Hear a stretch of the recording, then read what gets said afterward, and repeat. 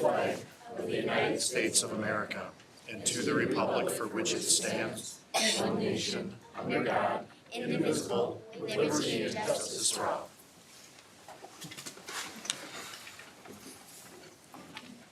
All right, next is our mega statement read by our student representatives.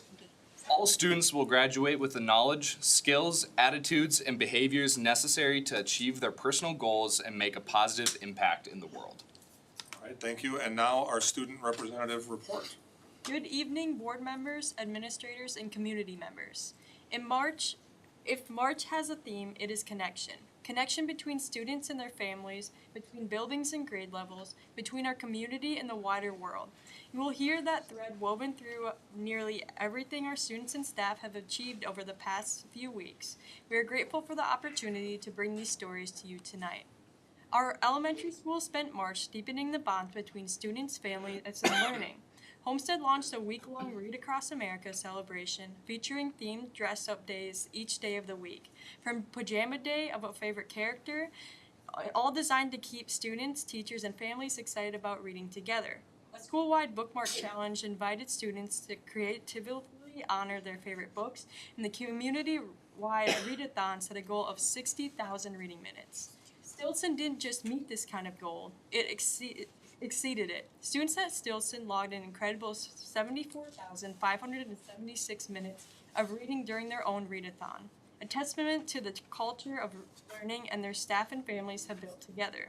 They also celebrated a 3rd grade folk dance night and a 5th grade growth and development milestone.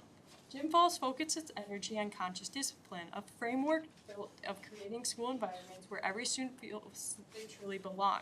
Students participated in Do Good Wisconsin competition, arranging cereal boxes to elaborate domino patterns and held a school-wide assembly for a big drop.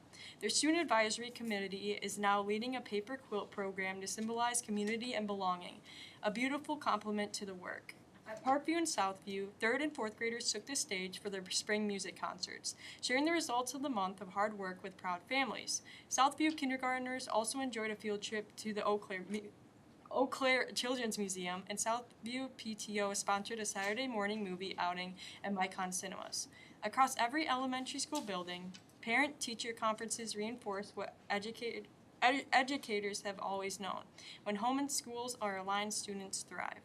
At CFMS, our music department had a genuinely historic month.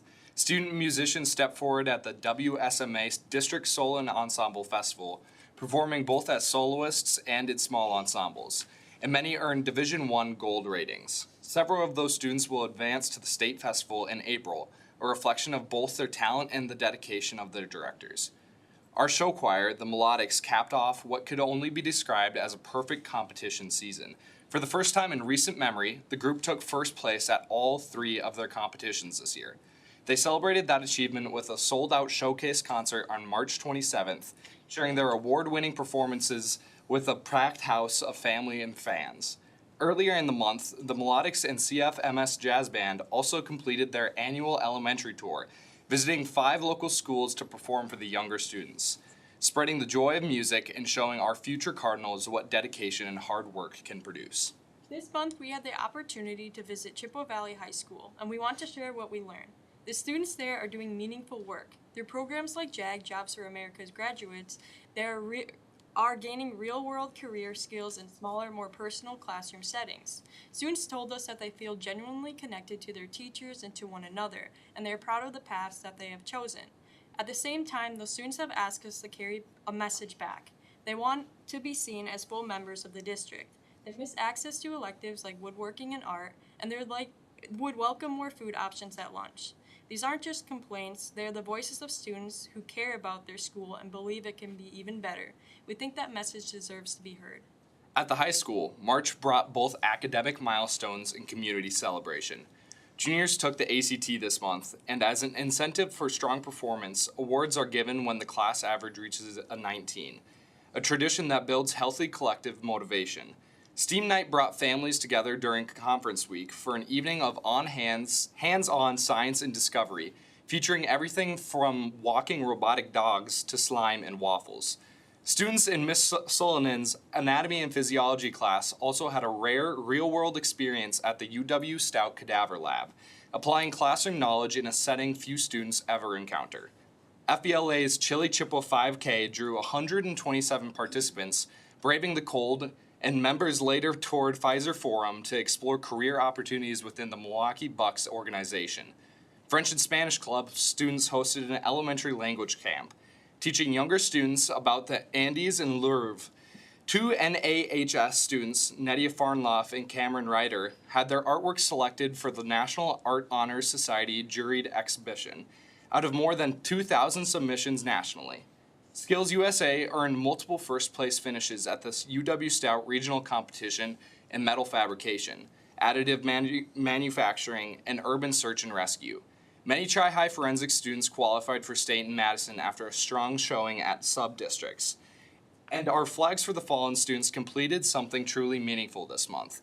Working with the Chippewa Falls American Legion, they used online research and handwritten letters to locate a living biological descendant of a World War II veteran, Walter Bud LaCour, a Tri-High graduate who fought on D-Day at Normandy and was killed in action in Germany in 1944. His Purple Heart is now going home to his family, where it belongs. That is the kind of citizenship that this district produces, and we are proud of it. Finally, I want to close with a recognition that deserves a moment of its own. Our green team has been named a national finalist in the Samsung Solve for Tomorrow STEAM competition. Out of thousands of applicants from across the United States, 3 of our students, Elizabeth Crosby, Chloe Johnson, and Alyssa Andreo, will travel to Washington, D.C. to compete for a share of $2 million in prizes. Their project uses drone technology to identify invisible energy waste in homes and connects families with rebates and resources to reduce their utility bills. This is innovative, community-minded, student-driven work at the highest level, and we could not be more proud to represent this district on a national stage. Thank you to the board and for your continued investment in all of us and for the opportunity to share these stories tonight. Any questions? Ms. Johnson, anything you're not telling us about? No. Sharon, why don't you get us started? We have such a nice group to sing. Oh. Anything special about March 24th?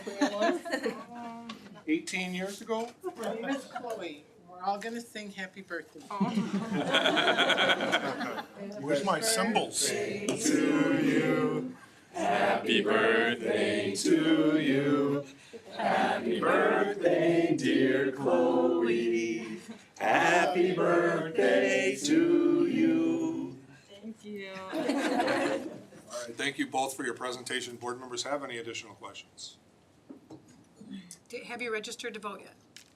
Not yet. Okay, but you have, because your birthday was a few months ago. All right, good, because now you're adults. It goes with it, right? And early voting started today, I think. All right, sounds good. Next, we have welcome and guideline for public comment. Has anybody signed up for any of the comments? Nobody has signed up. So we don't have any agenda or non-agenda related public comment, so we will move right on to 5.01, which is the presentation on Stilson Elementary School. Ms. Serrar. Come on, girls. And then am I pointing at, what am I pointing at with this clicker now? Okay. Well, first of all, can we all fit? Everybody see everybody? Okay. So we wanted to say thank you, first of all, for inviting us to be here today. I'm Mrs. Serrar, the principal at Stilson, and I'm going to have my awesome ladies here introduce themselves. I'm Millie Brunner. I'm Emily Gadel. I'm Eiley Makla. I'm Addie Sarzan. I'm Ella Merton. I'm Elena Ludwig. And I'm Kira Stremzy. So our presentation today is on some of the work that we've been doing around conscious discipline the past couple of years. And so I'm going to start off with an introduction as to what conscious discipline is. In the opening, you heard a little bit about it. We're in the second year of our initiative, and all of our elementary schools are doing a lot within our buildings to promote that positive feeling in our building, that sense of family and community. So conscious discipline is an evidence-based trauma-informed social-emotional learning program that focuses on adult self-regulation as the prerequisite for teaching children how to manage their own emotions and behaviors. There are some components to this program. One is that brain state model. It's a framework for identifying 3 internal brain body states that drive behavior. So you'll see that it says survival state, emotional state, and executive state. There's also 7 powers for adults, which are tools that help adult self-awareness and self-regulation, like perception, unity, attention, free will, acceptance, and things like that. 7 skills of discipline is social emotional skills taught to children to help them navigate conflict, like composure, encouragement, assertiveness, choices, empathy, positive intent, and consequences. And that last one is school family, which we've really focused on this year, trying to make sure that our culture in our building feels that every student, every family, or every student, family, staff member are connected, safe, and valued. So some of the things that we've done so far, as I said, this is the 2nd year of the conscious discipline implementation. As a school, we've worked to ensure a building that feels positive upon entering our doors. Our theme this year is Stronger Together, and we are focused on our class and school family. During open house this year, we took pictures of all the families that came in and hung them on a family board in the Commons, just to remind that we are all part of our school family, our future Stillson kiddos, our current Stillson kiddos, and their families, as well as staff. We also have a monthly staff board, and this picture is one that we all chose what our Winter Olympic event would be, and it's kind of AI-generated pictures of us competing in those events at the Olympics. So we have a board like this every month that we like to have just to help kids make connections with us and get to know us. Happy Hives is something we did last year, and we kind of morphed it into class buddies this year. So we've paired different classes together. They meet monthly to read, do crafts together, and celebrate holidays or events. Calming corners. Many of our classrooms have calming corners that students can use. The older ones don't use it as much. It's mainly K-3, but they're equipped with some of those conscious discipline tools and visuals. And then we've also had staff training. We had conscious discipline trainers come on site, and actually one of the trainers in the building actually worked with this group of girls to help us promote it with our students this year. Also, trading cards. So feel free to trade amongst yourselves. We have been making these the past couple of years to help students in the building get to know our staff members. They're excited to receive them, and they trade them with their friends like baseball cards. They're pretty excited. And we've just done a lot of like undercover dress-up days and other staff games that involve the students too, to continue building that positive culture. I'll go back just a second because Kira's next and she's handing those out. So that picture is one of the pictures where we dressed like our students that day. So that's staff members dressed like kindergartners, 1st graders, 2nd graders.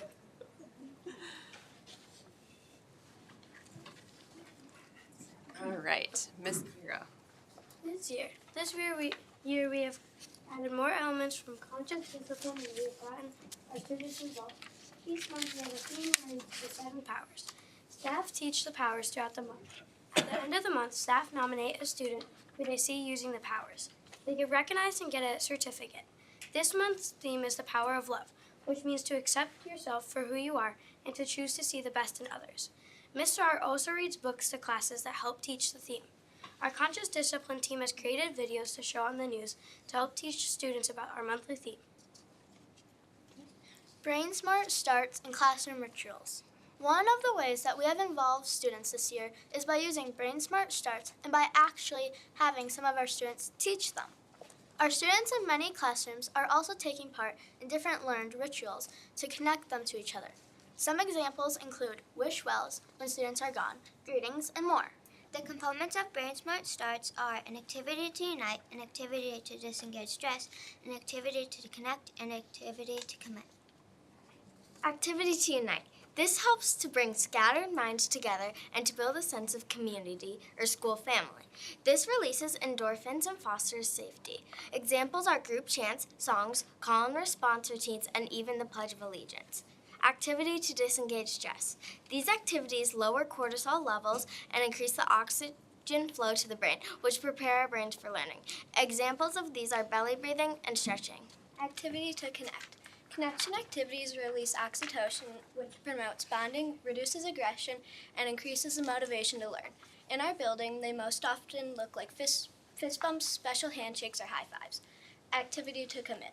The The purpose of commitments is to teach responsibility and goal setting. Stating a goal aloud increases the likelihood of follow-through. Examples of this include specific statements regarding things they are going to do. Brain Smart Starts unite, connect, engage, stress, and commitments. Now we are going to show you and model some components of the Brain Smart Starts. Unite. Johnny is just one of the different games we do to unite and bring our class/school together. We are going to model this and you are invited to try it.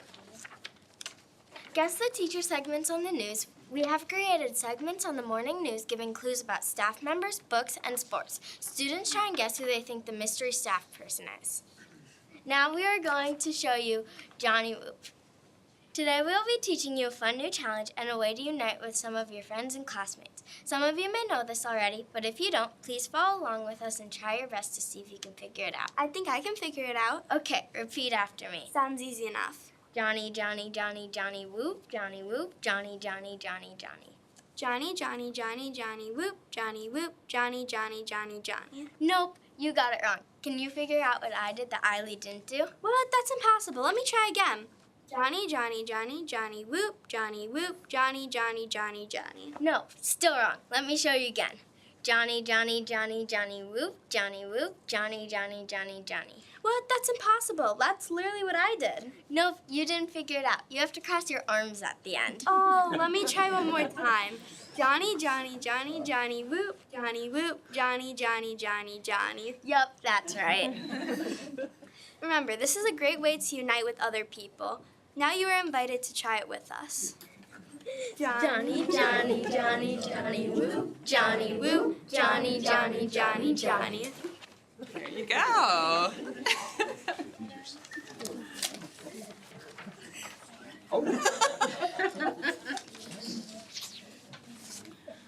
Many of our classrooms play different connection games. We have made videos to share with teachers and to show on the news explaining how to connect and encouraging other students to connect among each other. We asked classes to send videos that could be shared with others. Mrs. Dorney's class allowed us to come in and make a video of a game they played in class. We included a small clip to show you what the game looks like. So this is Mrs. Dorney's class. They played the game Four Corners, and Four Corners is a game where someone counts down from 10 with their eyes closed. People run around the room and get into a corner, and after they finish the countdown, they pick a corner, and whoever is in that corner is out. The last person standing wins.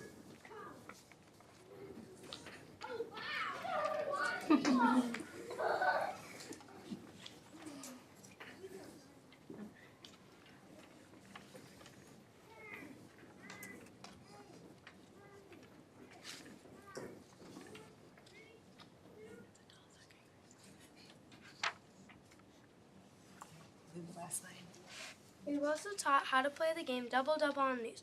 We will invite you to play along with us. Double double this, double double that, double this, double that, double double this, that. You guys want to try it? Go ahead, we have an odd number. Did you say we were odd?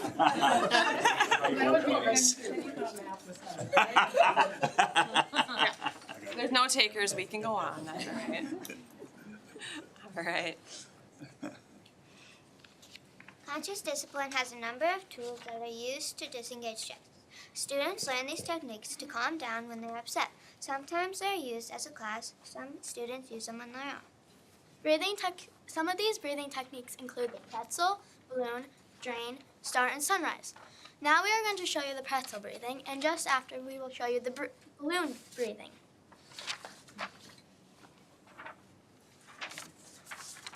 We encourage you to follow along, but you don't have to. The first step you do is cross your arms and clap your hands together. The second step you do is twist your arms in towards your chest. While you do that, you should inhale like this. The third step you do is in that same position, but you exhale instead. Now you repeat steps 2 and 3 over and over until you are calm.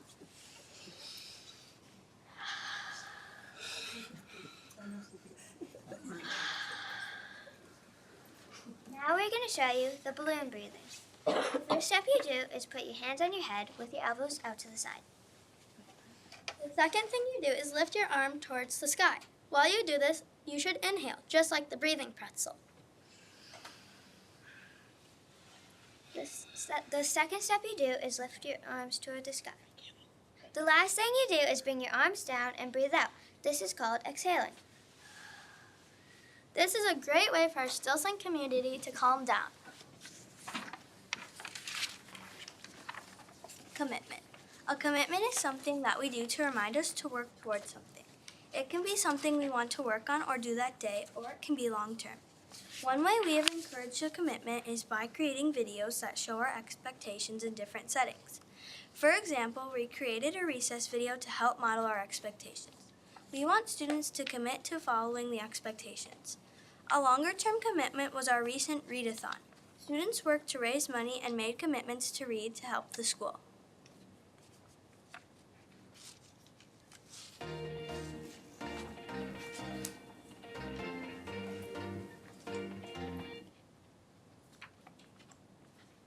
Girls, what are you up to? Please, this. Girls, just because the readathon is over doesn't mean you can't read anymore. Yes, you should at least try to read 20 minutes a day to have a healthy mind. Well, this is more fun than reading. No, it's not. You just have to commit and find the right books you like. Maybe we can. Let's try it. Stilson students, remember, reading 20 minutes a day can help you have a healthy mind. Make sure you commit. Bye for now, Stilson.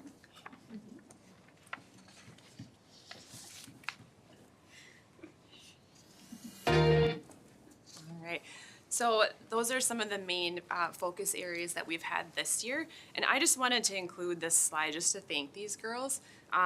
It's a really, really driven group of girls, and they have made this commitment. They're very focused, and they have made this commitment to help our school in a large way. They've made videos, they've taught in the classroom, and they've actually shared the breathing techniques with a lot of the students at school, which is really great for us as adults in the building who don't always have a lot of time. We don't want the initiatives to fall by the wayside. So if we have kids that are taking on a lead role, it's really helpful to us to make sure that this is successful. So I just want to thank them for all of their work. And also thanks to Mrs. Duffy in the back.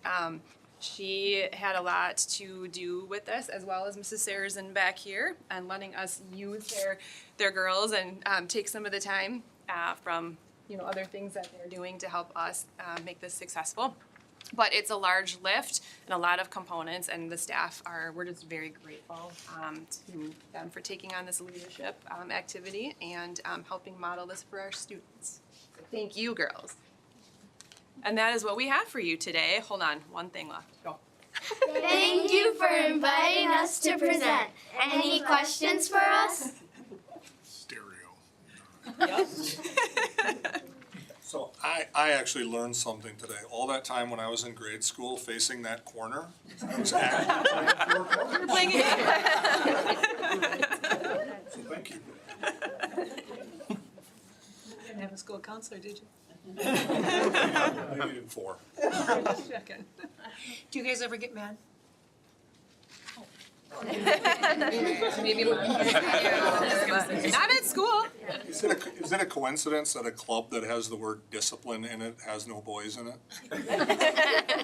You noticed. I'm just kidding. Excellent presentation. Thank you Girls. very much. Good job, ladies.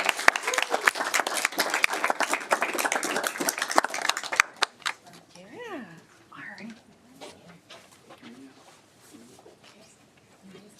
Sarah said she'd buy You his want to lunch. stay? You can. Ice I cream, will they buy said. them lunch. Tell me when. Come on.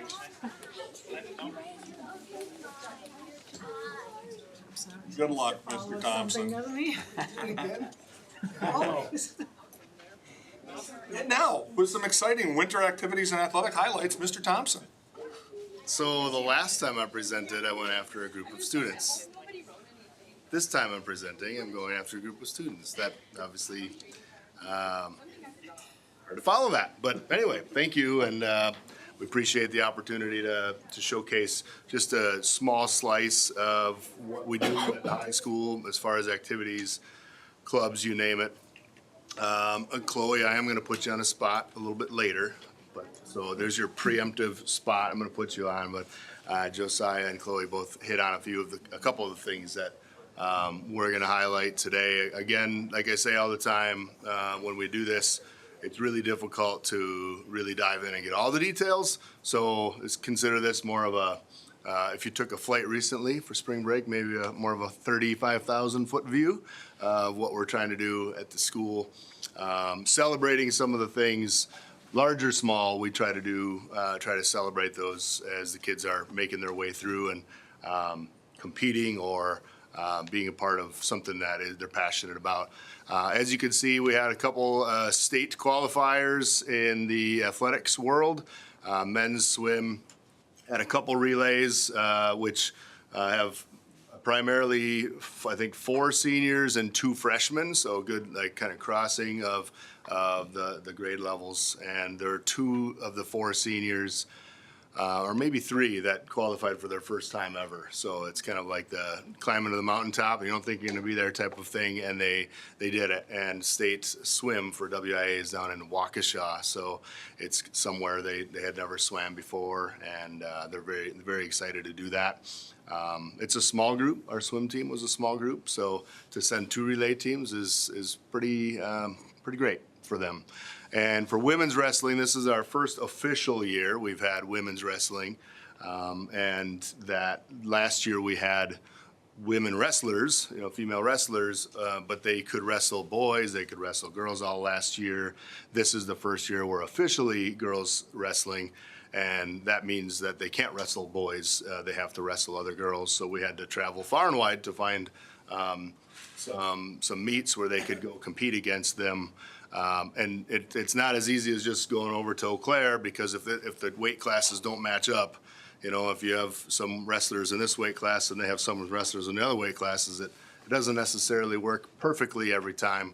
However, it is a growing sport across the state, across the country actually, but across our state it's growing huge. We started with 5, we finished with 3 girls wrestlers, one of which, Kennedy Kingston, did qualify as her first year wrestling. She qualified in her weight class to go to the Cole Center and wrestle, which is an excellent event that the WIA puts on.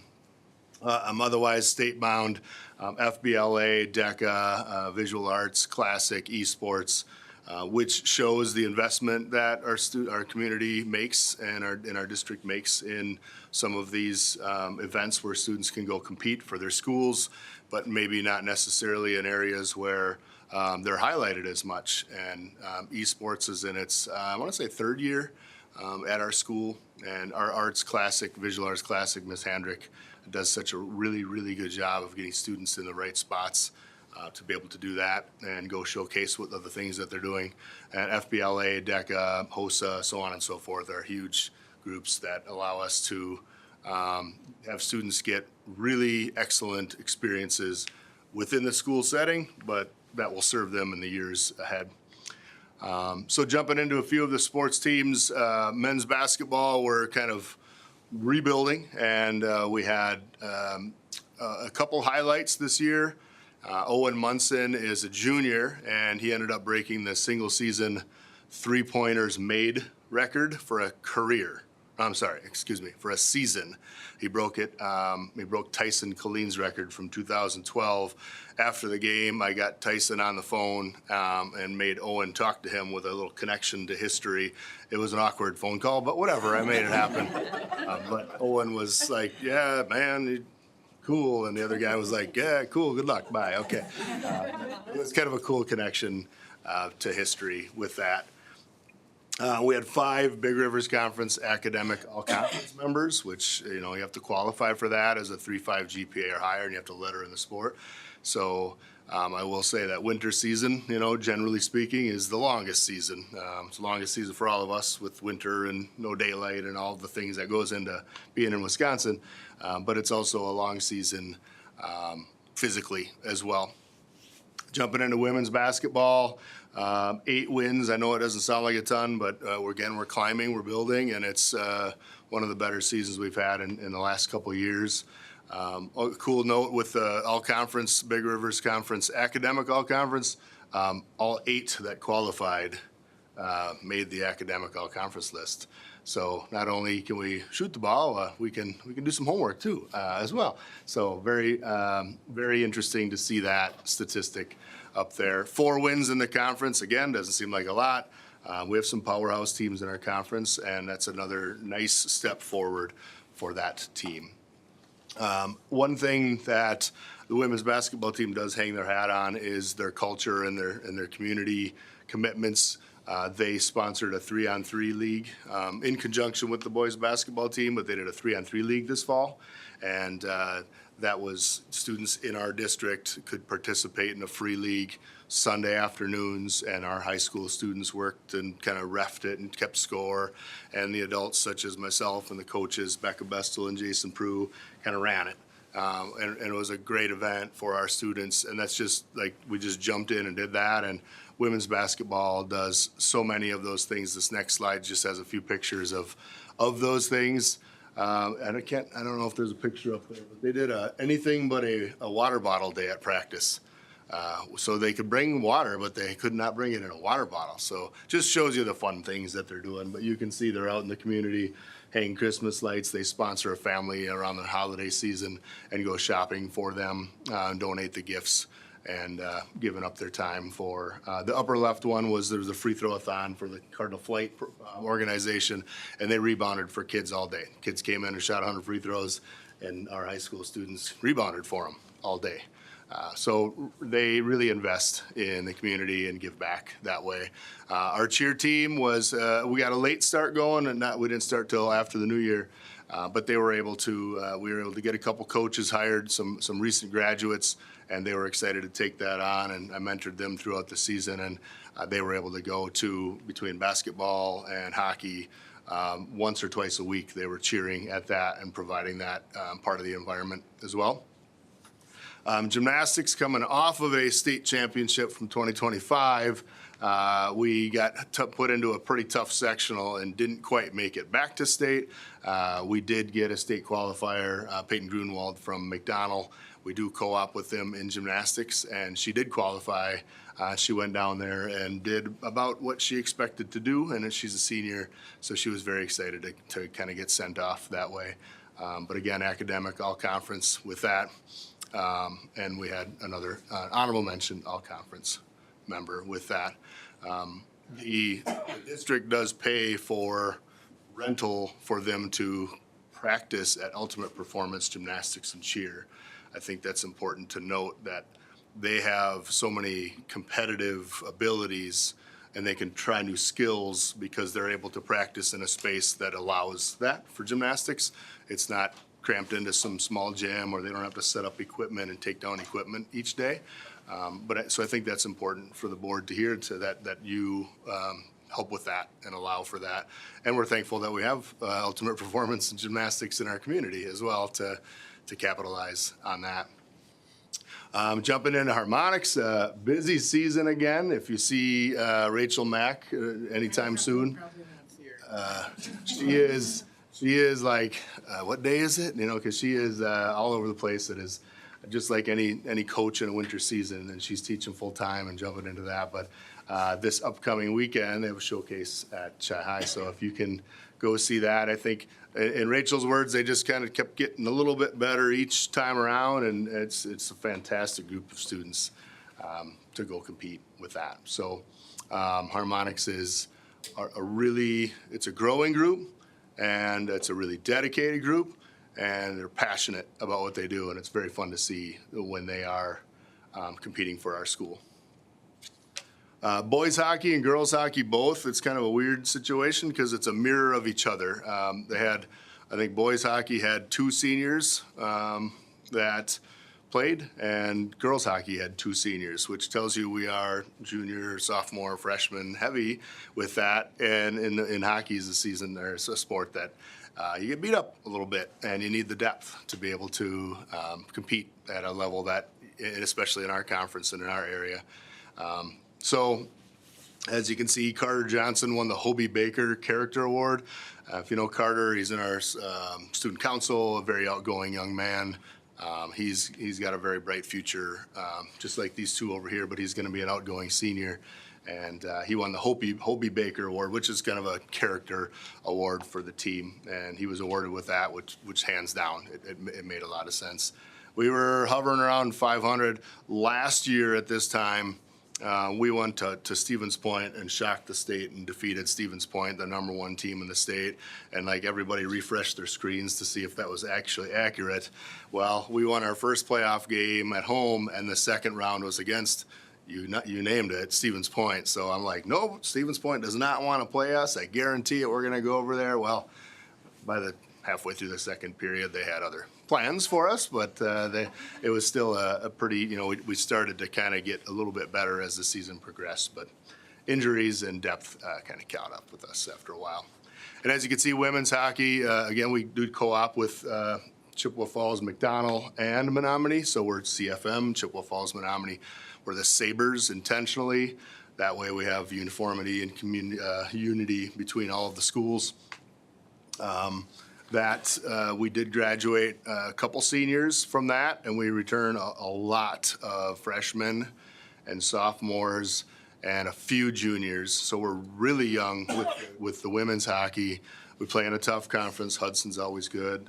The Fusion, which is River Falls' base team, they're always very good. And I think the Fusion ended up went to the state tournament and won the title this year. So it shows the competition we have in this area.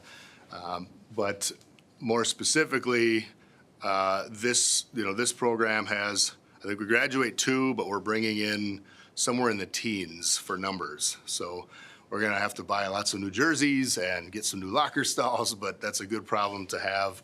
And if you're not aware, a co-op program doesn't cut. You can't cut. It's a WIA rule. So if you co-op, you can't cut young women from the program. So we'll have new challenges with that to be able to try to develop some depth, and that's a good thing to have too many people in hockey especially. With men's swim, we did get a new coach. It's been a little bit of a revolving door, but we're trying to get some stability with our coaching staff. Megan Fricker jumped on board. She's actually coaching the middle school team as well. She's a go-getter, and she really does a good job with putting kids first and making it a good experience for them. Like I said before, a couple of our relay teams made it to the state tournament, and 4 members of that team at academic all-conference.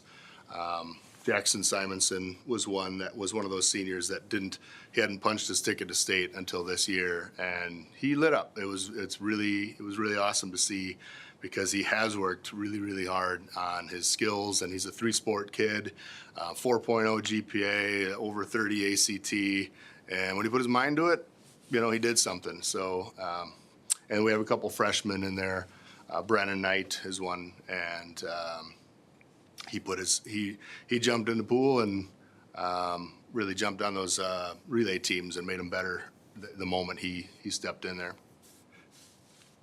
And wrestling, we had 2 wrestlers get to 100 career wins. Not easy to do. One, Fisher Smith, is a junior, so kind of eye-opening. And then one was a senior, Chase Frederick, and he hit his 100th career win towards the end of the year, but we knew he was going to get there type of thing. So that 100th career win in the wrestling world is a high water mark. And you can see we made some posters up for him. When you're at a tournament, I think Fisher's is at Menominee. They stop the tournament and kind of turn all the eyes on the student for reaching that milestone, because it's a tip your cap moment for them. So Chase is a young man that worked so hard, and I think he ended up getting a little bit better each year and had to earn his way. It wasn't just like a natural given ability, and it was really fantastic for him to get that his senior year, and for his teammates to celebrate him that way. We didn't punch anybody to state for men's wrestling. However, there's a new format this year, and our sectional was one where there's some really, really good wrestlers that didn't make it to state. I think they'll rework that over the next year with the WIA and try to spread the wealth a little bit, but yet to be determined on that. And as you can see, our girls were in the middle of that picture. I think they look the toughest out of anybody in that group, and they're trying to be. But we're growing that sport. Women's wrestling is growing. I told all the girls that are coming back, bring 2 friends each, and then maybe everybody has another friend or 2, so we can grow that. A good problem to have is we don't have enough space for our girls wrestlers and our boys wrestlers at the same time. That would be a good problem to have, but we're not quite there yet, but we are growing. And then finally, our other highlights, you can see Steam Night. I think Josiah was reading a little bit about Steam Night that we hosted right before spring break. And what a community event. I mean, that is like people everywhere, and like everybody's very, very excited to be there and showcase what our community can do. And our STEAM area, of course, is kind of the draw of all of it. FBLA Day with the Milwaukee Bucks, just another example of some of the stuff that we get to do because we're involved in so many organizations. Skills USA, I think Josiah mentioned that, or maybe Chloe did. National Art Honor Society, and on the left, before I'm going to put Chloe back on the spot, is the members of the 2023 class of 2023. On the left, your left is Sammy Perlberg. On the right's Graydon Thatcher. Sammy played on a national championship volleyball team for UW Oshkosh, and the same fall season that Graydon Thatcher played in the national championship football team at UW River Falls. So they came and took a picture and sent it to us, and kind of we geeked out, and they were like, whatever, But it's two people from the class of 2023 from Chippewa Falls played for a national championship already, and we know it's a big deal. They're probably like, yeah, well, let's get to next year and do it again. And I would be from that mindset too. But what an accomplishment from them, and they were. Fantastic student athletes when they were coming through our building. And then finally, Green Team, national finalist. You probably had an email to try to vote to get them. And I'm going to make Chloe explain a little bit more about what their next steps are going to be. I'm going to ask Chloe to do that, not make you, I should say. Oh, okay. So for our project, I don't know, we kind of highlighted a little bit. We're taking like drone technology and flying it in Chippewa to like help families get connected with roommates to cut down on their utility bills, because there's like hidden needs in the community of where to patch. So in the next 3 weeks or 4 weeks, which is coming up quick, we're going to go, 3 of us and Mr. Gagnon are going to Washington, D.C. to, out of 10 people, to do a 4-minute pitch, like Shark Tank. And then there's 6 minutes of questions with the judges. And then there's a bunch of prizes that you can win with that. And we found out that it's actually at the Washington Post building where our pitch will be. So that's pretty cool. Wow. Thank you. That's, the Green Team, how many years of it existence? 4? 2, 3, 4. Yeah, 4, 5. Think about that, and we're at the national stage level. And I'll give some kudos to Mr. Gagnon for kind of running it, but Chloe in the group is the brains behind all of it. Don't tell Mr. Gagnon I said that, but either way, it's awesome to see. Like I said, whether it's the records, wins and losses, it really matters. Don't get me wrong, but the pieces to it are all the things and all of the experiences that our students are doing. And Chippewa Falls invests in that. And that means a lot, not only to me, but our students, and you can see a lot of the people that are part of that. Any questions? Any questions? I don't have a question. I was just impressed how you really just know everything that's going on with all these groups. There could not have been a student's name on there, and you still would have known who all these kids were, and that's really pretty special, so thank you. Thanks. Spent a lot of time doing it, so if I didn't know it, I'd be more concerned, I guess. But thank you. All right. Thank you for your presentation. You always have a question, Mr. Olson. This time I'm going to let you off the hook. I will say thank you. I know that you juggle a lot of balls between all of the activities. Activities director used to be a athletic director, but now you get the whole package. So thank you. Yep, very proud to do it. Thank you. All right. Thank you for your presentation.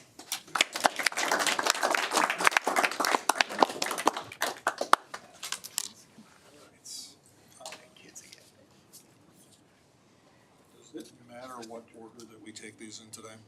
Is anybody waiting to get out of here for something right away? I'm just wondering if anybody has an objection to doing,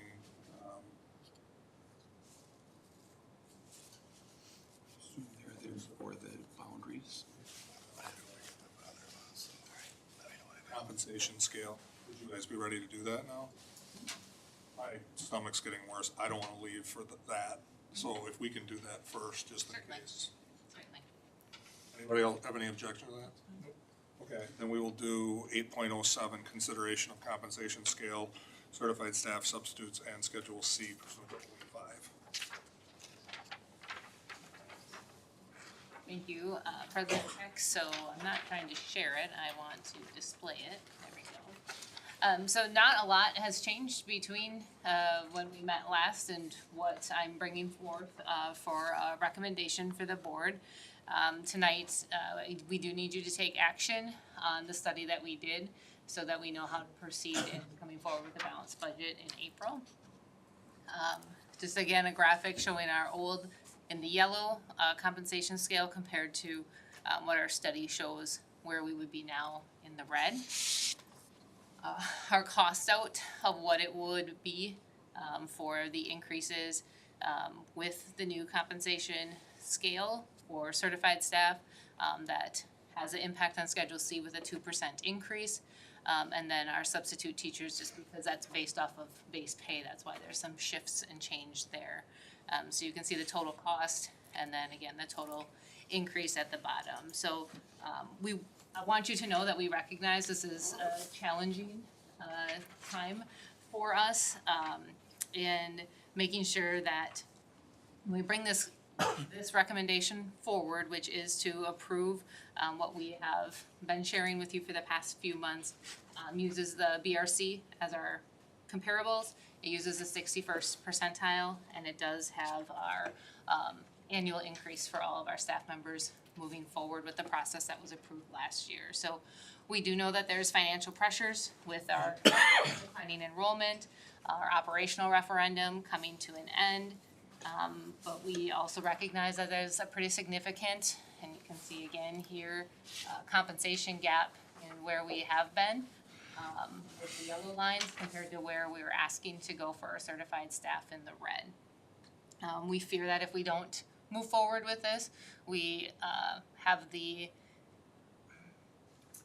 chance, I guess, of losing our dedicated qualified staff who may need to be compensated at a different rate to meet the needs of their families.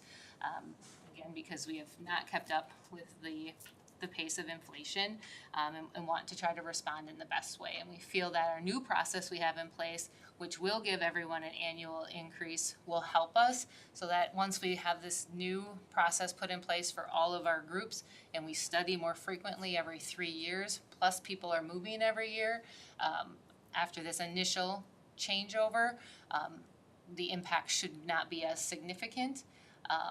Also, this is our largest employee group. Again, why the shift or the increase is as significant as it is. But as Mr. Trowbridge has shared in the past, when we are going to increase compensation, the reality is that we will have to then do the work with fewer people. You have approved some preliminary non-renewal notices already, and as I shared earlier, it's likely that there may be more moving forward so that we can reach our balanced budget in April. So again, my recommendation is to accept the updated compensation for certified staff, substitutes, and Schedule C using the 61st percentile with the Big River Conference schools as our comparables to set our midpoint. And then in the board docs, you can see, again, the financial impacts, but it would set our base without a master's at $50,090 for our certified staff, and our cap without a master's or national boards at $82,606. And then if someone were to have a national boards and or masters, or masters, the base would be $50,090 with a cap at $87,606. Our substitute rates have remained pretty consistent, but our long-term sub-daily rate, so if someone's here with us for 10 days, over 10 days in the same position, they get the base rate pay for their service to our students. And then you also have the cost out or scale, rather for our Schedule C, so our activities and athletics. And last year, it was weird in how they were, Schedule C was grouped last year with our study, and then again this year, and we've refined it so that it's connected with the certified staff because it is connected to the base compensation scale. But we agreed to a 2% increase for returning coaches and advisors moving forward. So questions that you have? So looking at that graph, obviously what you're trying to do is, in the long run, make it a more smooth progression that people can see as they progress. Obviously, we have problems in the middle adjusting right now, is that correct? In other words, the group in the middle, say 16, I can see on my graph that you actually bumped the red up. I don't know if it shows there or if we change that. Different. Yes, this one is an updated one. I had the wrong percentage in the one in board doc. So this is an updated one that shows the adjustment. So the red was bumped up in that other one to adjust, and I didn't have time to connect with my good friend Mr. Hansen to adjust it in the Excel doc. But there will be a slight bump to again ensure that everyone receives at least a 3% increase moving into next year from where they were. Where they were at this year. So a minimum, and as you can see where the gaps are different, clearly the percentage is going to be different based on the years of recognized service for us. So that's similar to what we had to do with the non-certified staff, I think, last year as well, right? There were some people that, because of the way we were doing it, weren't getting that big of an increase, so we came up with a minimum as well.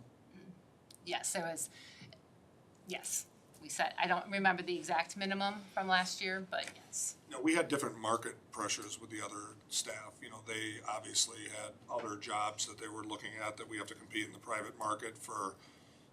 I want to work at Fleet Farm for $22 an hour, and we got people that could jump back and forth. Do you have the same market pressures here? I would say yes. When we look at our comparables in the BRC, we are, I want to say when I shared last time, we are in the mid-range for starting salary. We are still not the leaders at $50,090 for starting salary, and we are fairly strong in our middle. Toward the top in our comparables, so you can see because there's not that big of a gap in the middle. And then when we get to the top end of it, again, this puts us in the upper half, but we are not leading the BRC in top of scale pay for our certified staff. What would the slope of the graph look like for the 60% average if it was overlaid over that? In other words, do the rest of the schools try to do this smooth thing too? I think most schools trend toward this model. We were unique in our keeping everybody at the same level for 3 years and not receiving any pay increase. So most school districts do have a more steady increase. It might be inflation or CPI rather that they use, or they might have a step plus CPI, which is something else that impacts us in keeping up. That some of the districts in our comparables, like I said, have everybody gets a step plus whatever percentage of CPI the district determines. So the middle of the graph puts us at 60% in the middle. Are we also at 60% on the starting and the top? I'm just gonna scroll back. Angela, I'm glad you don't have internet, because then I can look back to see if this will help me to answer your question. So does this help to see in comparison? So for our proposed base at $50,090, Eau Claire's still paying more for the starting, Hudson's still paying more, New Richmond. So again, kind of in that middle. And I'm good with numbers, but it's pretty hard for me to ballpark where 60% is when you throw those 7 numbers at me. But I mean, are you saying that the 60% is somewhere around 50,000? The 61st percentile, that is not is not the midpoint, that's our base off of what the midpoint was. I could pull up a spreadsheet to try to tell you the exact midpoint. But I just want to show you again, for the mid-salary where we're at in comparison. So not leading, but not the lowest paying. And then for the max salary at 82, we're the second highest behind Eau Claire, which I would say has been our bigger competitor. So, Board members have any questions? I just dominated the last 10 minutes of conversation, so. No, thank you for bringing up the red line. So we're gonna maintain our budget, but we'll probably be doing it with less people. What is that going to do to the quality of the education? I think that we have to figure that out. We have to figure out where those personnel decreases will come from so that we don't have a significant impact on our students. I think that with fewer people, that means responsibilities have to be shared differently and taken on differently because we don't want what we offer to our students to change. So we've, again, been working with our building leaders and department leaders to figure out what's the best way to go about that. And it's not all coming from personnel either. There's other reductions or postponements of projects that need to be done at some point but aren't a necessity at this time because those pieces not being put in place won't impact our kids as significantly as the people in front of them. So there's been reductions that we're working on in the teaching and learning department with curriculum review and the cycle and process and ed tech looking to maximize different programs that we've been part of. Looking again in our departments at PD, professional development, how we maybe need to scale back on that and look at other opportunities to bring in-house instead of going out. So a wide array. And I know that we're kind of combined with staffing and budget with Chad, so it's okay if there's something that Mr. Trowbridge wants to add in. Well, Sarah, you did a great job of answering the question. I guess, just a reminder, I mean, this was, kind of the benchmark in the new process that was created and started last year. And I think it's helpful, and I do think having a 3-year more frequent kind of review will hopefully prevent larger investments like this over time, and it should be more of a simpler market correction. Of course, that depends, on what our comparables do, but I'd also like to thank Sarah and the compensation team, because I think this was probably the best, most comprehensive look you've got to see at all compensation related to this year's study. That they did a great job. I'm thankful I was involved, at least on a review perspective all the way, and just very thankful for the work. Questions are fair, the questions are challenging. We have, since the inception of revenue limits, we have had to make reductions periodically over time, and this is just a factor of a school funding formula that doesn't allow us to just make these kind of increases in investments where they need to be without causing some reductions in other areas. It was part of our planning. We had incorporated this into our 5-year budget forecast, and certainly has guided the work we've been doing over the past several months, and will continue to do over the next month to bring a balanced budget back to the board. Board members, any additional questions? I guess I'm just trying to so this will present a balanced budget for next year, in the last year of our 2.5 million. So going forward then, that will be where the real challenge lies, where we have to make some decisions, not next year, because next year will be the balance when we have a referendum money yet. So the year following is when we're really gonna be making some ask, or we're gonna have to see where the state is going with stuff. Yeah, I mean, we'll be starting a new biennial budget cycle during the course of the next year. That won't take effect until July 1 of 2027. But point is accurate. Yep, we're gonna have to consider, you know, whether or not we'll go to an operational referendum again and at what amount. So that will be some of the work that will occur over the course of the next 12 to 15 months.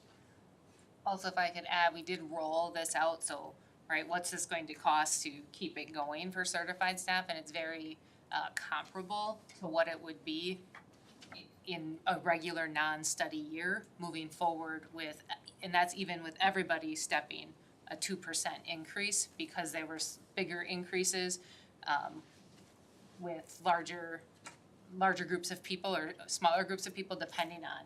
So the long-term cost will be very similar from annually to what it has been. But this is just the big step with what's happened in the last 4 years since we've last studied.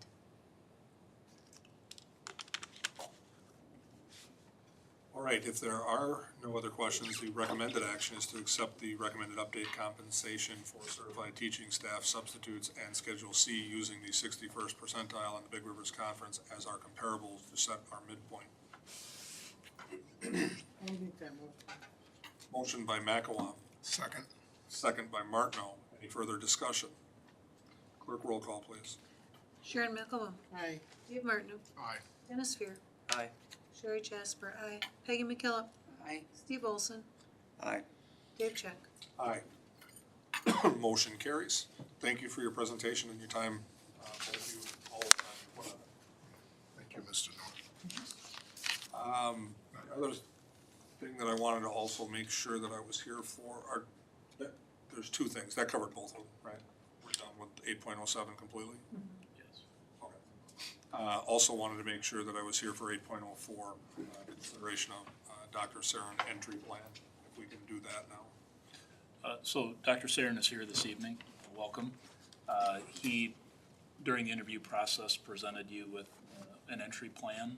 He has asked for some feedback about the entry plan. Wanted to represent that to you this evening. I'm sure he would be happy to answer any questions about the entry plan that you may have, but he wants to bring this forward for your consideration this evening. And this is an action item, board members, so if you have any questions, now's the time to ask. I appreciated seeing it, you know, a couple of times so that we could interact kind of along the way, so I don't have any more questions.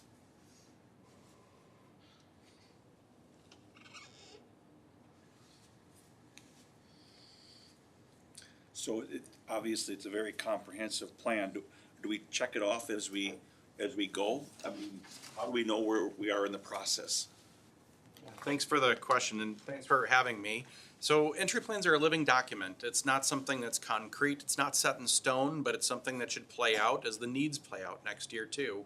At the core of it is building relationships and beginning to address some of the critical things that need to be really looked at almost immediately as the 2026-27 school year starts. And so, Angela and I plan to stoplight it, plan to post it, and also plan to have it an element of social media so people can see the initiatives happening also too. So it should be a transparent document. It should not be written in concrete, like etched in concrete. It should be something that evolves over time, especially as something comes up next year, and it's something that should be really transparent so the community understands that the entry is intentional.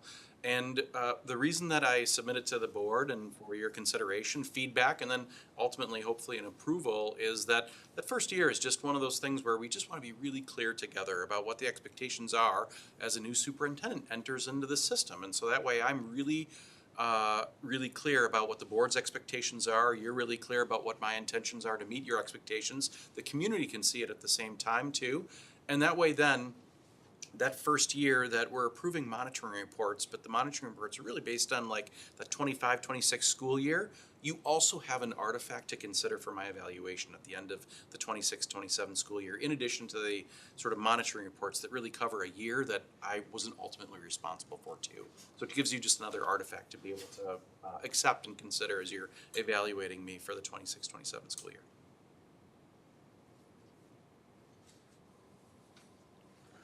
Board members have questions? Oh, I appreciate the document. I think it's very well put together. Thanks for the help. Do you have trading cards? I should, that's a great idea too. I have the hookup if you want Be on some. my trading card. Trading card. The board should have them. Nice try, Bucko. My daughter. Ooh, I'm not gonna go there. Well, if there are no other questions, the recommended action is to approve Dr. Saren's entry plan as presented. Would you like to make such a motion? So move. Motion by Olson, is there a second? Second. Second by Fear, any further discussion? All those in favor say aye. Aye. Opposed? Motion carries, the entry plan is approved as presented. Thank you for your assistance with this, Dr. Saren. Okay, now we'll go back, see how far we get. 6:01. Chad, if you're all ready, we'll start on the OE4 and I'll read the language here.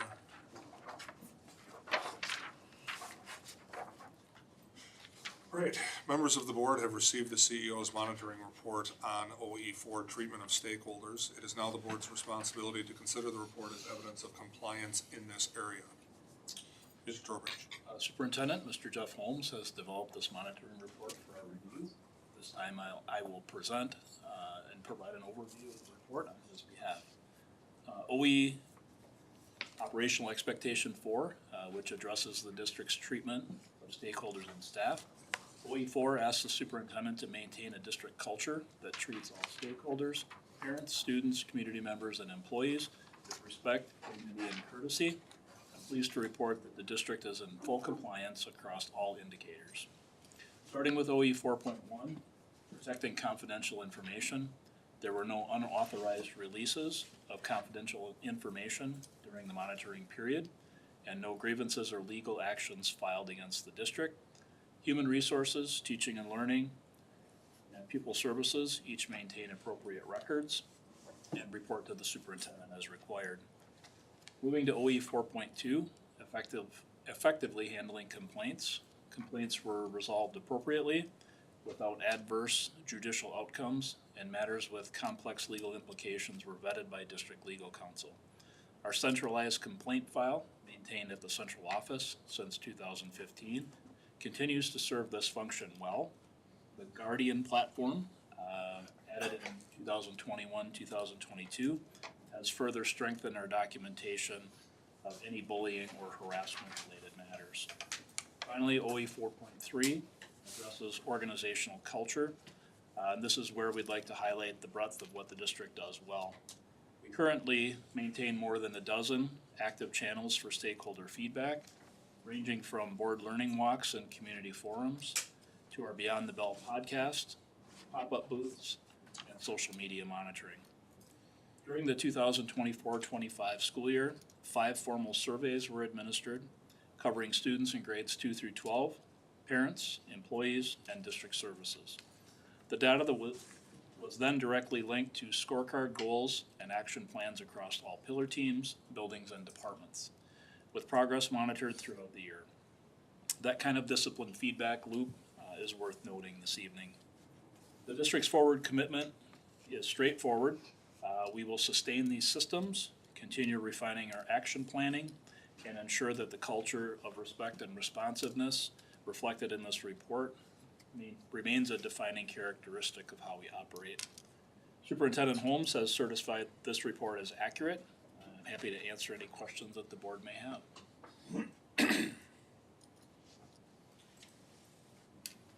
All right, board members, at this time, the district is asking us to accept this monitoring report as our own. Board members have any questions before we decide to make this report our own and vote on it accordingly? Hearing none, I would look for a motion to approve OE4, treatment of stakeholders, as our own reports. Motion. Motion by Martineau, is there a second?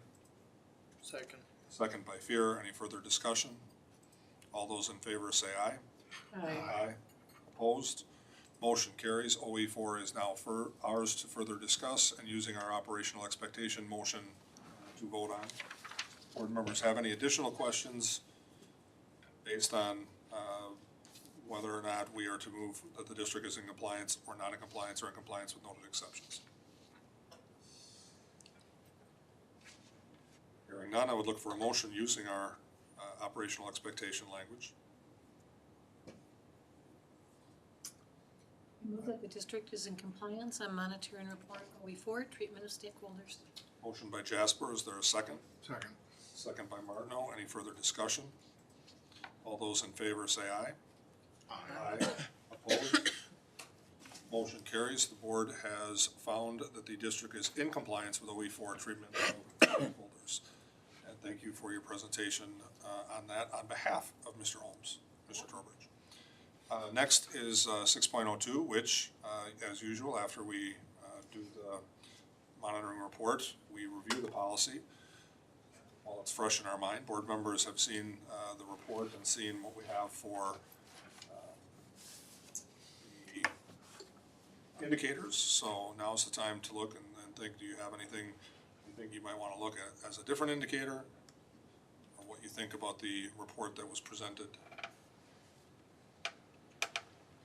I do think this is one that we probably need to review, but it is a superintendent, and with Jeff leaving and the new Dr. Sarin coming in, I think this will evolve naturally in our processes. I would agree with that. I would think it would be pretty hands-on with whoever the superintendent is. There was a significant amount of adjustment to this report last year at this time, so I think Dr. Sarin would certainly welcome some opportunity to look at this and suggest something that may or may not need to change. Board members have any additional questions or comments? Okay. I don't think that's a action item. We're just reviewing it. Next is board consent agenda. Would anybody like to request the removal for separate consideration any part of the board's consent agenda? Hearing none, I would look for approval of the board's consent agenda as presented. Motion to approve. Motion by Martineau, is there a second? I'll second it. Second by McElwain. Any further discussion? All those in favor say aye. Aye. Opposed? Motion carries. The board's consent agenda is approved as presented. Next is not the superintendent's consent agenda as usual. All right, next. No items this month. No items. Okay. We approve. Next is matters removed for reserved for board action. There are no items removed from the board's consent agenda, no items removed from the superintendent's non-existent consent agenda. 8.03 is consideration of communication committee meeting notes. And that would be by Mr. Olson. Yeah, that you'll see the notes there. Obviously, part of the discussion was about Dr. Sarin being here and just announcing to any public watching 6 to 8 o'clock roundtables with parents tomorrow night at the middle school, and also meet the new superintendent meet and greet at the middle school cafeteria again on Thursday. We thank Dr. Sarin for taking time from his break week to come up and be with us. Some people go to islands, he comes to Chippewa Falls. And we are appreciative of that. Even Island Street. Yeah, Island Street. Isn't that where the police station is? So I would encourage the public, those watching, to get the word out that this is a great opportunity to have a conversation and do that. So I guess the only thing worthy of noting from that thing that you'll see is we as the committee decided not to participate in the Northern Wisconsin Fair booth as we have. I think last year we did not do it. And the time commitment, and we felt we were reaching out to families not part of our district, and we'd like to put that communication effort into something with our district people rather than move to the fair. With that. There were times when it was fun, but the connection to the effort ratio probably wasn't there. Correct. All right, any other, I think Sharon McElwain is on that committee as well. Any additional comments? I think you covered it all. All right, with that, then, we have an action item to approve the 2/23/26 Communication Committee meeting notes as presented. I would motion to do that. Motion by Olson, second by McElwain. Any further discussion? All those in favor say aye. Aye. Opposed? Motion carries. The 2/23/2026 Communication Committee meeting notes are approved as presented. We've already done 8.4. Next is 8.05, consideration of policy committee meeting notes. And that, I believe, is Mr. Fear, but also Ms. Jasper on that committee as well. Yeah, so, we have the notes attached in there, but it's been some time now since we met. Overall, I think the meeting went well. Not a lot of real out of the left field updates, but, you know, from my recollection, there wasn't anything that really stood out to be too drastic of a change. Maybe Sherry, anything, Chad? We would all agree with Yeah. that. Board members have any additional questions for the board members that are on the committee? All right, hearing none, recommended action is to approve the 2/24/26 policy committee meeting notes as presented. Motion by Jasper, is there a second? Second. Second by Martineau. Any further discussion? All those in favor say aye. Aye. Opposed? Motion carries. The board has approved the 2/24/26 policy committee meeting notes as presented. Next is 8.06, consideration of Neola policy revision. Again, that's Mr. Fear. Well, here again, it's been a bit since we met with this, so I forget all of the details that we went over, but if I recall correctly, a lot of fairly routine grammatical changes through the process of working with Neola.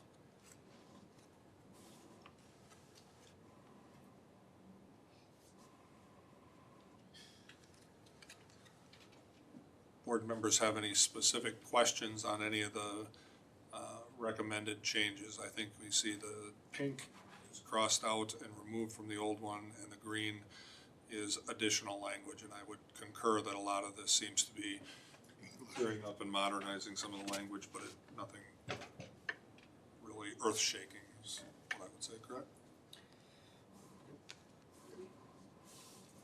It is fun though. Just the highlighting, Going through it all, always a good time. just throwing it all over the. All right, well, if there are no additional questions, Not even gonna go there. You can just approve the Neola policy revisions as presented. I forgot to put it. okay. I can't, everyone thinks that I know what I'm doing. You don't put it in there. I know. I don't. It's an action item.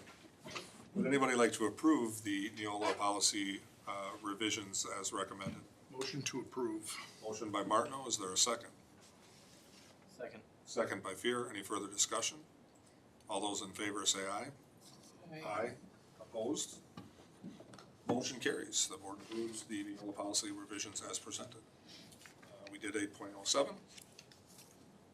Communication with the board is, we'll start with 9.01, pursuant to OE5 and OE6, the preliminary budget and staffing plan. And that would be Mr. Trowbridge and Mr. Nura. Yeah, we didn't discuss who was going first, so, You're listed first, your report's there.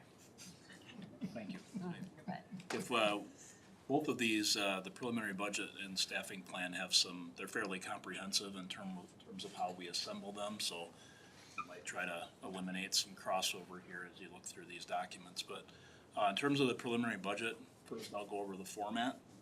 All items are in your packet, so just give me an indication along the way if we need to stop for questions as we move forward. Page 1 is our budget and staffing timeline. That's kind of our roadmap for our process, kind of what helps us bring all of this together. Page 2 is a revenue limit analysis. This is some output from our budget forecasting model. It gives us some trend data about projected enrollment, kind of where we tend to see revenue limits, and correspondingly the amount of revenue we'll have available to match up with our expenditure side as well. Page 3 is our second Friday pupil count. What this helps with is helping us with staffing, which Ms. Deneur will cover. But it's probably more for class size, so we can identify where there might be some hot spots, low spots, and it just helps us in terms of our planning. Page 4 is our 2023-26 strategic plan on a page. This is really the guiding light that helps us frame our budget, making sure that we're aligning our resources with our strategic plan pillars. As we've discussed prior, this will be extended another year, so we'll go through 2027. So we have an opportunity for a community conversation and to build a new plan as Dr. Sarin enters here. Page 5 is our zero-based budgeting process. This process is what we use at the building and department levels. It helps us ensure that there's alignment with needs, priorities, and strategic plan pillars. Page 6 is some output, another piece of output from our budget forecasting model. It helps guide where revenues and expenditure totals should be, or at least get us at or near the ballpark, what we should expect to see in terms of each of those. Page 7 is our revenue limit worksheet, and this is really our basis for all of our general fund revenues. It's a factor of enrollment, which you see on line 6, property values, which is in the lower left-hand corner, our state aid, which is on the right side, line 12A, and property taxes on the lower right, line 16. That's really the heart of what a revenue limit is all about. Pages 8 through 11 is our preliminary budget adoption format. This is a fairly straightforward, simplified format. It lists our prior year audited fiscal data, what we have in our current budget year, and what we're expecting in terms of a preliminary budget, at least where we're at this point. And it's listed by general revenue and expense functions, categorized by fund. I like to think of this as kind of the 10,000-foot view of our revenue and expenses. Pages 12 and 13 is a budget publication format. We began including both of these reports several years ago. This kind of helps keep things consistent as we look through them from year to year. So this actual document is the same format that we publish in the fall, and it's revenue and expense summaries by fund, kind of more of a high-level report. I like to think of it as the 30,000-foot view. Pages 14 through 20, executive expenditure summary. This is a little bit similar to that budget adoption format, but it lists expenses by type and by function or purpose, as we'd like to call it. The board does see this monthly as part of your reporting package, so we like to include it because it's familiar. Just now includes the preliminary budget for this right-hand column. Pages 21 through 30 is our executive revenue summary. Also similar to that budget adoption format, it lists revenues by source and function, again, or type. Also part of your monthly reporting package, just now includes the preliminary budget again.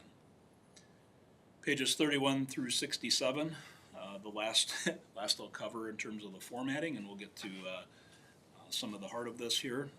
This is the school board summary by object. We'd like to show this to the board at least quarterly, if not a little more frequently. And this is formatted by fund, revenue sources first, expenditure objects second, and it's by all funds. So this is a little bit more granular. It's a little more specific in terms of revenues and types of expenses. And it's my go-to report. It's the one that I use probably almost daily. So some things that the preliminary budget for 26-27 provides for, I mentioned before, our strategic planning initiatives, making sure that our student success, caring culture, our people, finance, facility, and operations pillars are as aligned as they can be. And this is important because it cascades down to all of our pillar scorecards, which lead to department scorecards and building scorecards. You'll hear in a bit about our staffing plan.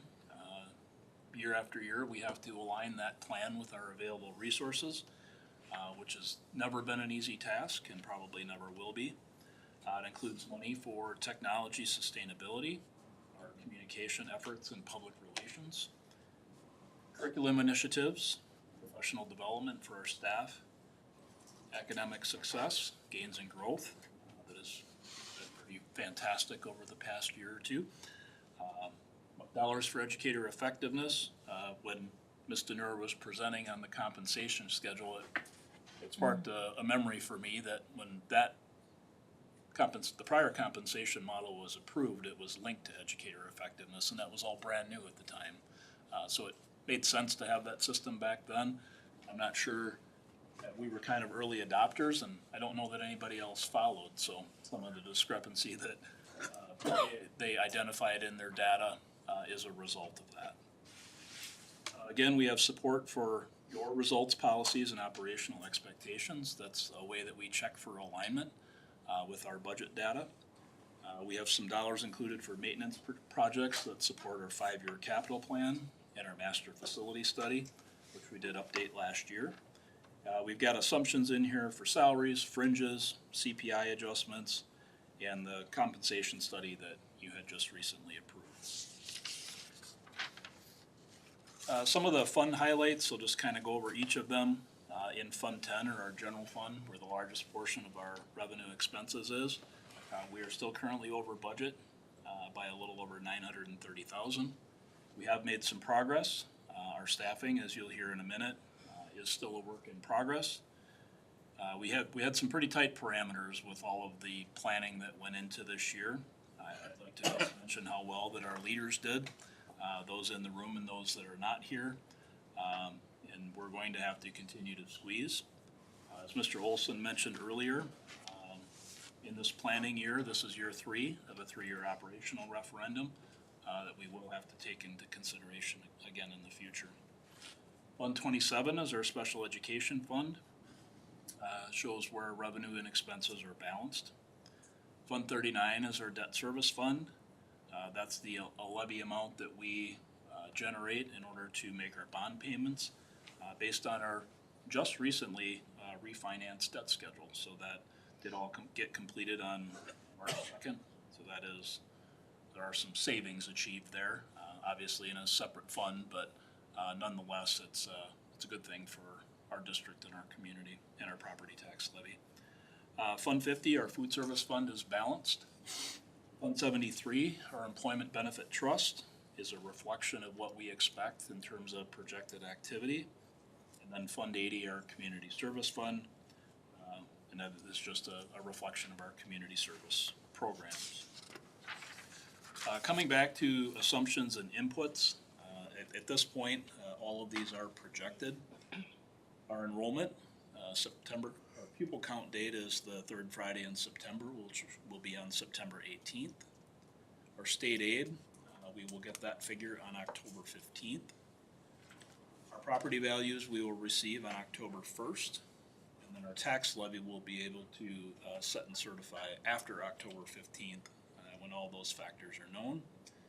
I mentioned earlier wage increases and level movement for staff, including the compensation study. Any assumptions to health insurance? We'll kind of know more as we complete our 3rd fiscal quarter here and head into 4th quarter.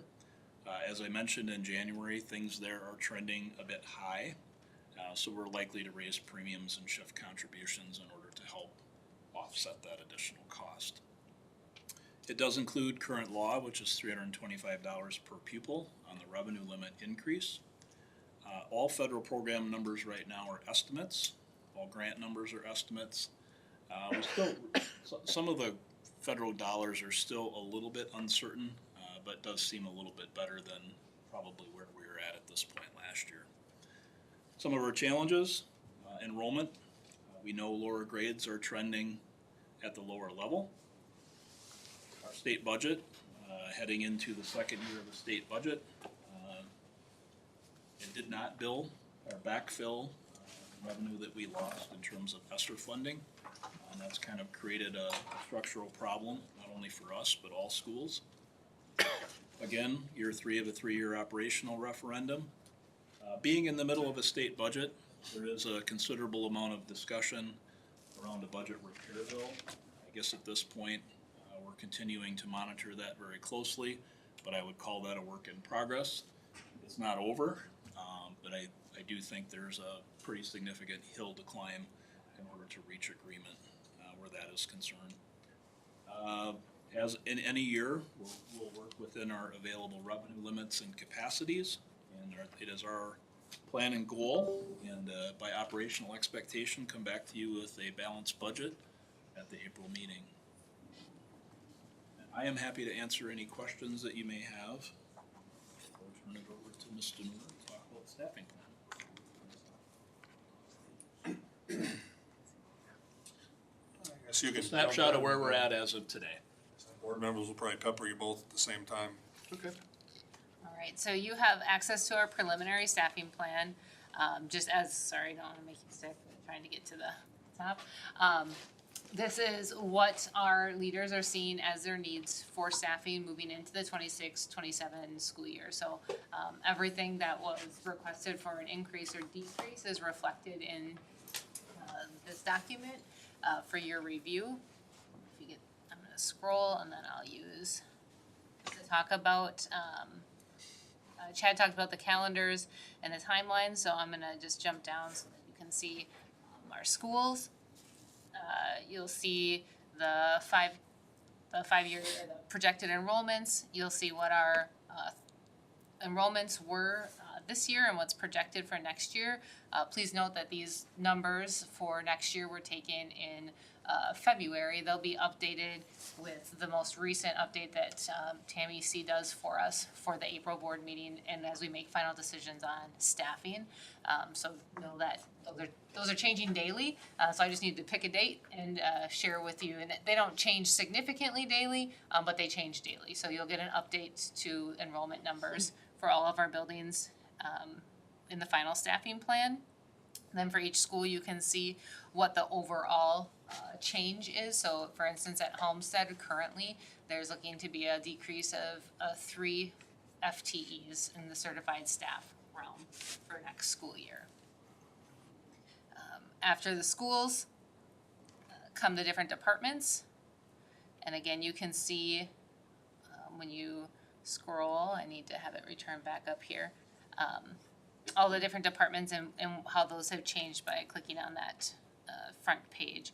So no change in staffing at this time at central office, in the finance and operations area, buildings and grounds and safety. There is a slight decrease in food service. Susan Lang has done a really nice job of monitoring our enrollment and making adjustments to her staff to reflect the needs of the students in the buildings. And then if there is an increase or a decrease, there will be a justification from that supervisor or leader so that you have a little bit more information about why that increase or decrease was requested. In the instructional services department, currently there are no changes. In special education, there is a request for an increase of about 3 positions of classified staff or hourly staff, so special education assistants. The other thing that I want to highlight, if it's done correctly, is so a 1.0 of a hourly staff is not 8 hours a day across all employee groups. Some that we consider to be full-time with us work 7.75 hours a day, not 8 hours a day. So we're working on just trying to clearly communicate that.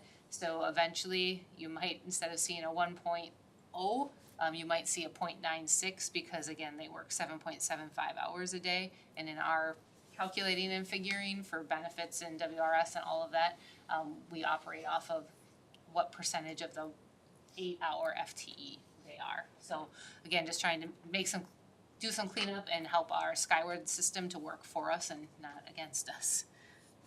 But we tried to represent them in the same way, if possible, with the 1.0s. But you can see this interpreter, that's a 0.968, that's full-time for us, but not an 8-hour a day position. Sorry. And then At Corker Chestnut, that houses human resources, we've decided to not move forward with paid interns through CVTC. We can still offer internships, they just won't be paid at this time or for next year. Ed Tech, we're not having any changes at this time. And then Cardinal Community Learning Center has decreased in their hourly staff moving into next year, wanting to move to a full-time coordinator for both student connections and Voyagers in a combined role, as there's just been a turnover because of the part-time positions is what our I would say our hypothesis is. So we're looking to reshuffle some of those funds and see if we can create some consistency by creating a full-time position in that department. And then it goes into Schedule C and just trying to be very transparent about all the different positions that get an annual agreement or stipend, who's in charge of those and approving them in the budget, and then increases or decreases from this year to next year. So you'll see repetition because they happen in multiple schools or because there are similar positions at the district level with academic chairs, but some secondary and some elementary. The most important piece that you will want to see is where we come down to these increases and decreases at the end. So overall, there is an increase or changes in FTEs of an additional 10. However, some of those are neutral. For instance, we have a large group of students who need special education support moving from the middle school to the high school, and we're looking to transfer a middle school special education teacher to the high school to follow that group of students. So yes, it's an increase at the high school, but it's a decrease at the middle school, so it's neutral. Same thing, we are going to look to add a half of a special education teacher at Homestead due to the needs of our students there. But the needs of the students at Hillcrest don't call for a full-time moving into next year for a teacher, so it will be an increase of a half at Homestead, but a decrease of a half at Hillcrest, again, so just one position, so no cost. So that's why it might be listed as $0 for the impact, and I tried to note that for you. So overall, it is about an increase of $240,000 from last year to this year in the staffing requests. But you can also see that already to date, a lot of decreases in cost savings have been entered in to just over about $600,000 from this year to next year. That's including again those elementary positions is where a lot of it comes from, but not all.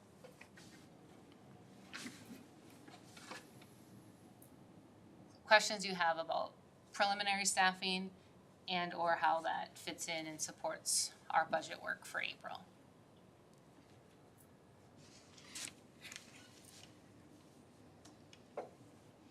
Could you take a look at page, I think it's 10 again? It's,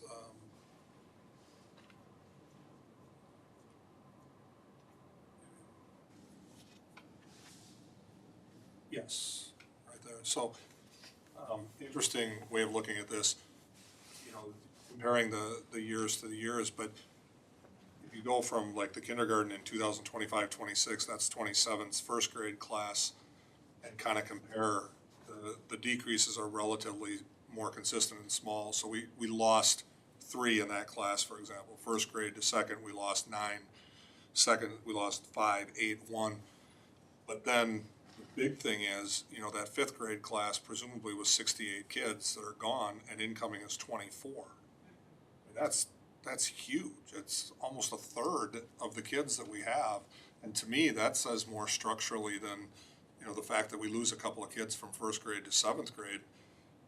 This is a bigger concerning pattern, you know, just the huge numbers that we drop off and we don't get them back, because that 24 trend is it's going to be 23, if anything. It's not going up. I just mentioned that because, I mean, that's 40, 44. It looks like our projections are based on about 20 a year loss. Does that make sense? I mean, when you spread that, and the same thing is if your point's accurate, but if you take that all the way up to 12th grade, we're graduating higher class sizes and we're bringing in kindergarten. That's really the structural piece of this. But ultimately, we're going to have families move in and out throughout the course of the school year. That's always going to happen. But, this is what we've been working with our staff on, the fact that we're going to get smaller, and we're going to get smaller for a few more years. We might stabilize, but we're still talking about families with kids who haven't been born yet when you get beyond the four-year-old age. So, part of the trend data that we see is just the fact that people are having fewer kids than they used to. It's just a fact. In our community, that's a fact that's proven pretty well. Right, we talked before the meeting about how we have how many kids in that entire building project on end? 5? And if you talk to any kids, 96 units. And if you talk to any kids out there graduating, they say they can't afford a house, they're certainly not gonna have a kid, well, except for Dennis. Yeah, he's stacking the deck a little bit.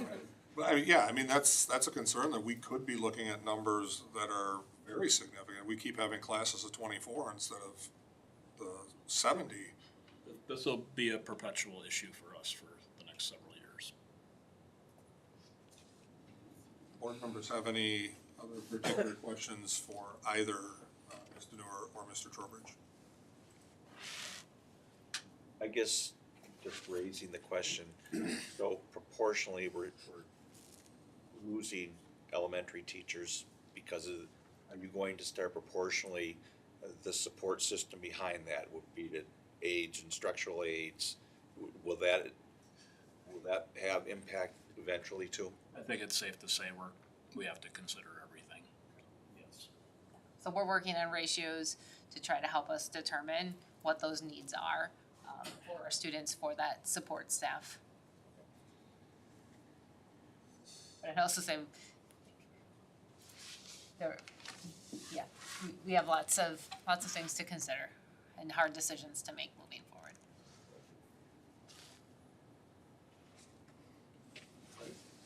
Any additional questions? Otherwise, that is information only under communication with the board. So thank you for your presentation, both of you. Next is elementary attendance boundary change update 9.02. That is Mr. Trowbridge as well. Yes, thank you. The elementary principals have been working together to plan for some spring open houses for students and families who are changing schools due to the elementary attendance boundary review and those changes.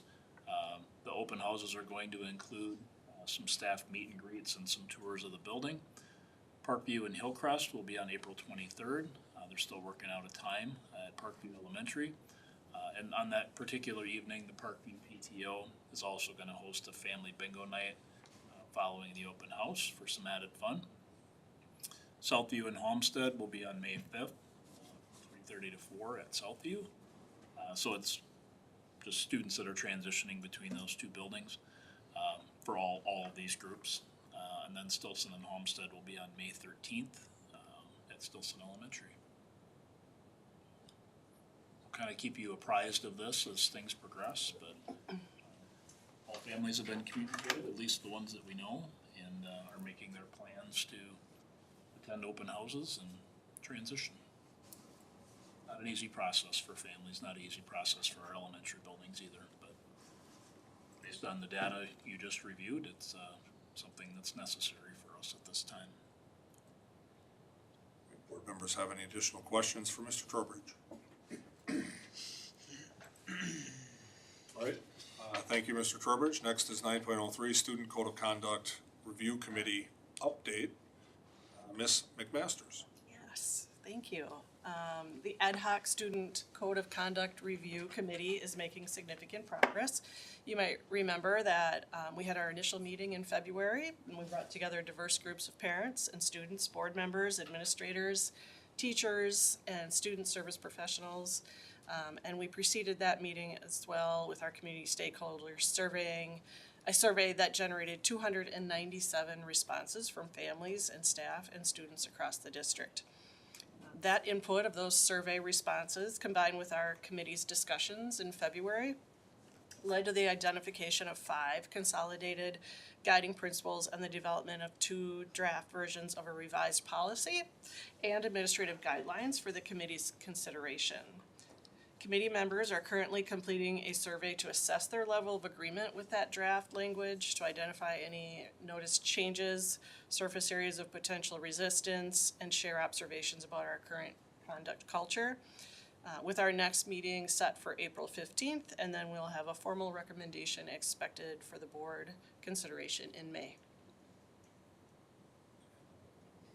Board members have any questions for Ms. McMasters? Thank you for your presentation.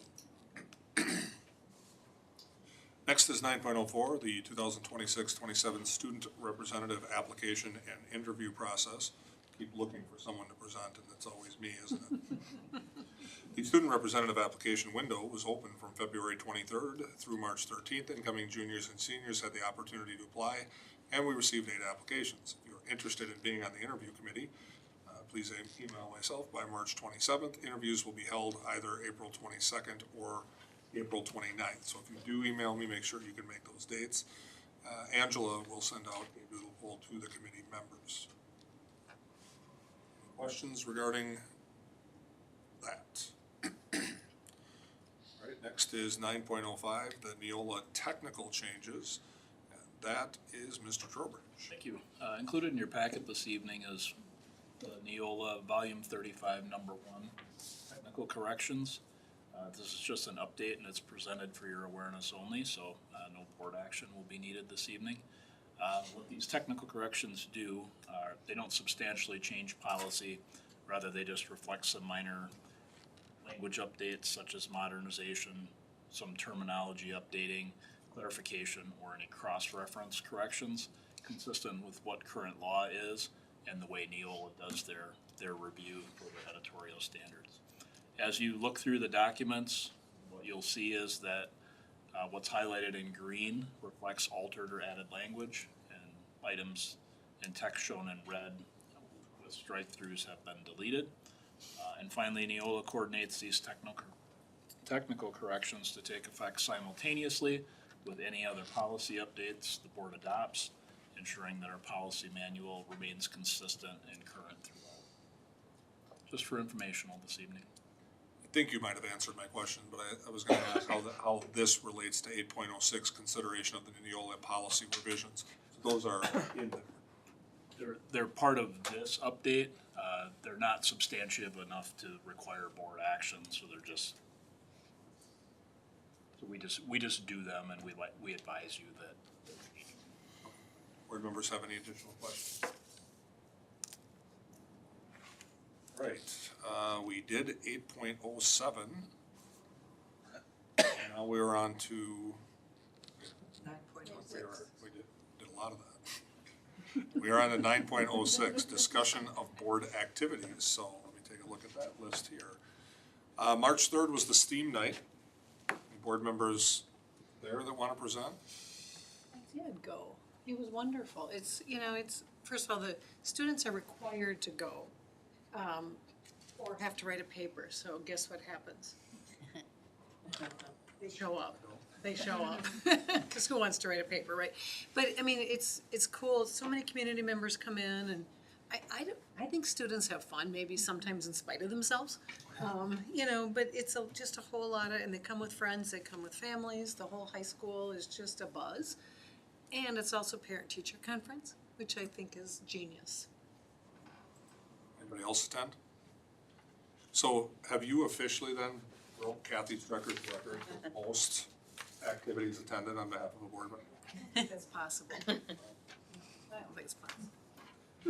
Next is March 13th, Coffee and Commerce.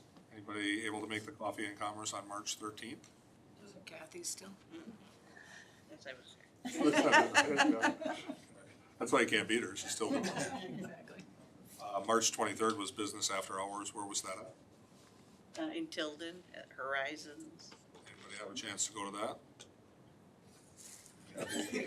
Kathy, was it okay? Yeah, I was there. The stuffed mushrooms were great. Priorities. It was a very good turnout. Right, actually, current board members are -2 tonight. Yeah. All right, well, thank you, Ms. Strecker. Next is discussion of the meeting. Was there balanced discussion? I hate asking that question with all the talking I did today. Did everybody get their point of view heard? Good? Okay, any questions, comments? All right, 10.02, future agenda items and upcoming events, March 25th, 26th. Dr. Sarin site visits, district-wide. We've got that posted, correct, in case we have a quorum, so if board members can make it and they have an hour or two free that they're not set up for, feel free. March 26th, 10 a.m. is a board learning walk at Stilson Elementary.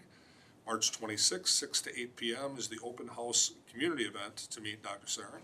That's at the Chippewa Falls Middle School, enter through door 1. April 7th is our spring election. April 27th at 5 p.m. is the reorganizational and regular monthly board meeting. Pay attention to that because that is a Monday, correct? Not a usual Tuesday. April 30th is the CFAUSD retirement party, and that's at Market on River, 128 West River Street. RSVP if you have not already to Angela. May 6th at 6 p.m. is the Excellence in Education banquet, and that's at Lake Wissota Golf and Events as usual. And also registration is required in RSVP to Angela if you have not done so already. Any other events that I haven't mentioned that a board member would like to give a shout out to? A student board member. Anything you can think of? There's this thing at the Covered end, the there's this thing at the end of May, but you know. Yeah, we've covered the 18-year birthday though, right? That's important. All right, well, all we have left then is 11.01, the all-important motion to adjourn. Motion to adjourn. Motion by Martineau, is there a second? Second. Second by McKillop. Any further discussion? All those in favor say aye. Aye.